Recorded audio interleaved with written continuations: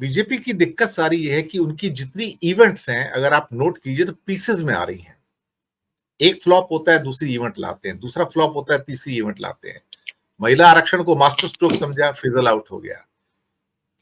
आप 22 जनवरी निकल जाने दीजिए, आप यकीन रखिएगा राम जन्मभूमि भी फिजल आउट हो जाएगा। चीजें स्टिक नहीं कर रही हैं। लेकिन उसके मुकाबले जब भारत जोड़ो न्याय यात्रा स्टार्ट होगी तो इसके बीच में गैप नहीं है साहब। जब ये 14 जनवरी से स्टार्ट होगी तो मिड मार्च तक जा रही है सर ये। और ये वही टाइम है जब पहला वोटिंग आपके सामने खड़ा होगा।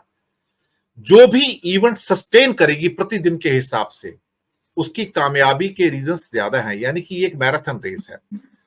मोदी जी एक मुद्दा फेल होता है, दूसरा लाते हैं। अब बंगाल में जाके क्या बोल रहे हैं हमारे सो कॉल्ड अमित शाह जी? 2-3 बार जाके बोल चुके हैं, हम सीएए लागू करने जा रहे हैं। मैंने बीजेपी के लीडर से पूछा, कहता है सीए लागू होने जा रहा है। मैं कहा जी उससे हो क्या जाएगा, आप तो बताइए, ये तो कानून तो हमारे पास पहले से है। कहता कौन सा कानून? मैंने कहा देखिए, नागरिकता देने का कानून तो 1947 से बना हुआ, आप क्या बात कर रहे हो?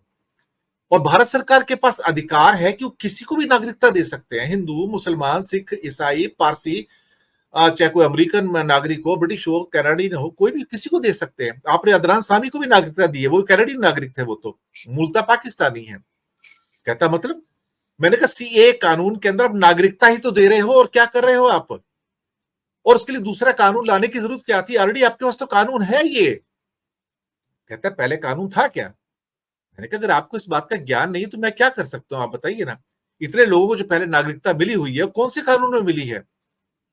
कहता अच्छा, तो कहता सीए से क्या फर्क पड़ेगा? मैं कोई फर्क नहीं पड़ेगा, मुसलमानों को छोड़ के सबको नागरिकता दे दोगे। कहता है और मुसलमानों को? मैंने कहा मुसलमानों को जो नॉर्मल पुराना नागरिकता कानून है उसके अंतर्गत दे दोगे, तो फर्क क्या पड़ता है उससे, आप बताइए ना मुझे। तो ये क्या होता है कि उस इशू को एक नॉन इशू को इशू बनाना चाहते हैं।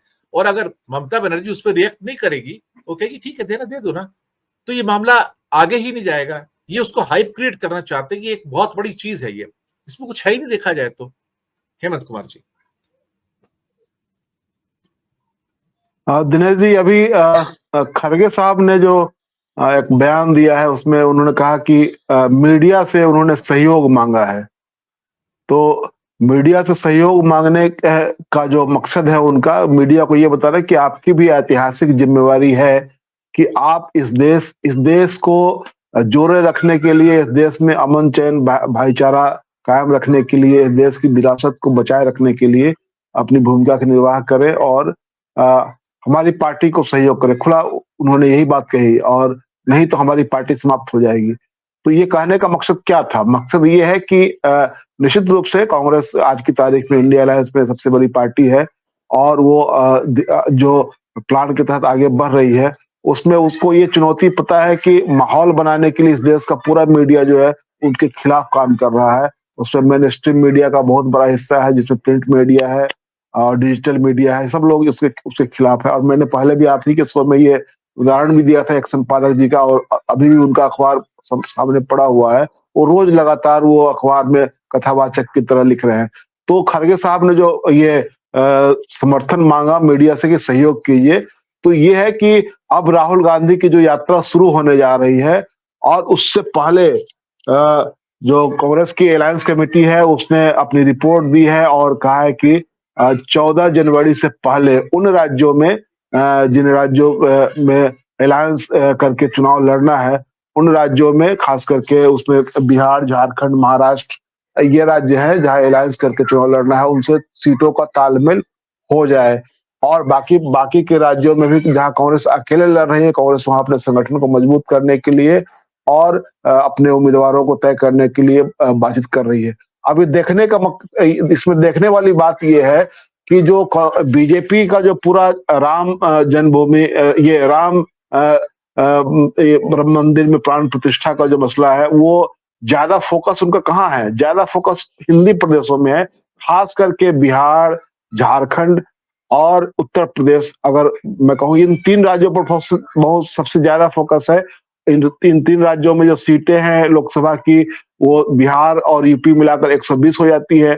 उसमें आप 14 जोड़ दीजिए झारखंड का तो वो 134 हो जाता है। तो 134 सीटों पर उनकी नजर है, और इसलिए भी है कि इस स्टेट में खास करके जो हिंदी भाषी जिन राज्यों की नाम मैं ले रहा हूँ और बाकी का उधर मध्य प्रदेश, झारखंड और छत्तीसगढ़ छोड़ दीजिए फिलहाल, तो इन राज्यों में खास करके आप देखेंगे कोई ऐतिहासिक रूप से कोई सांस्कृतिक नवजागरण का कोई आंदोलन नहीं हुआ था। इस वजह से ऐसा दिखाई देता है कि हाँ, ये राम मंदिर वाला मुद्दा, समाज को पीछे ले जाने वाला मुद्दा जो है वो दक्षिण के मुकाबले यहाँ ज्यादा थोड़ा असरकारी दिखता है। और खास करके जब मीडिया पूरी एक तरफा इसमें वो रिपोर्टिंग कर रहा हो, तो ऐसे में ये इशू एक बड़ा इशू है।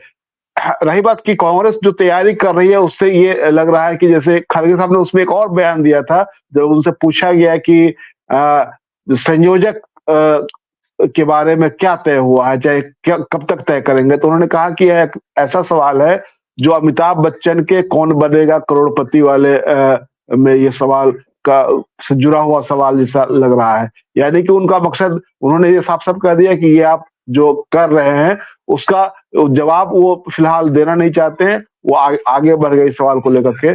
तो अब जो है ये संयोजक वाला मसला मुझे लगता है कि भीतर ये फाइनल हो चुका हुआ है, सिर्फ उसमें ममता बनर्जी की थोड़ी सी जिच है, अन्यथा वो तय है कि किसको बनना है, इसलिए बहुत उसमें दिक्कत नहीं है।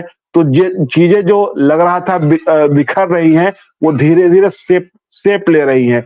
और एक बात और कि आप याद कीजिए दिनेश जी की जब 2004 का लोकसभा चुनाव, 2004 के लोकसभा चुनाव में कांग्रेस उस समय भी ये अंडरडॉग या डार्क हॉर्स जो भी कह लीजिए आप, वो साबित हुई थी। इसलिए लेकिन हाँ, ये है कि आप ये देखिए कि उस समय कांग्रेस लड़ करके नहीं आई थी।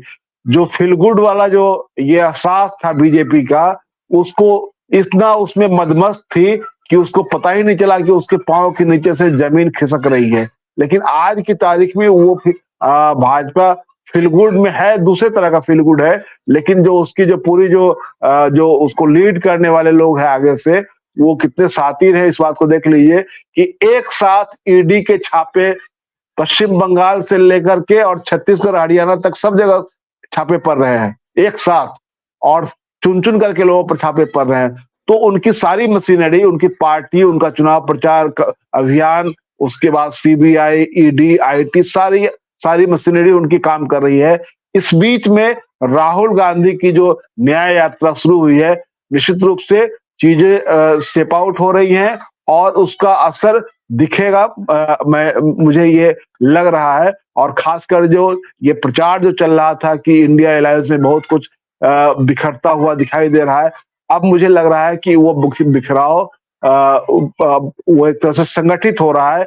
जो बिखराव की बातें की जा रही थी उसमें वो धीरे धीरे वो बातें खत्म हो रही है और वो संगठित हो रहा है। तो इसको लेकर के मुझे लगता है कि ज्यादा बीजेपी को चिंता है, इसलिए प्रधानमंत्री जी का कार्यक्रम भी पटना बिहार के लिए तय हो गया। वो 13 तारीख को आ रहे हैं यहाँ, चुनावी सभा को संबोधित करेंगे और उसके बाद 2 और उनकी सभाएं बैक टू बैक सभाएं होंगी।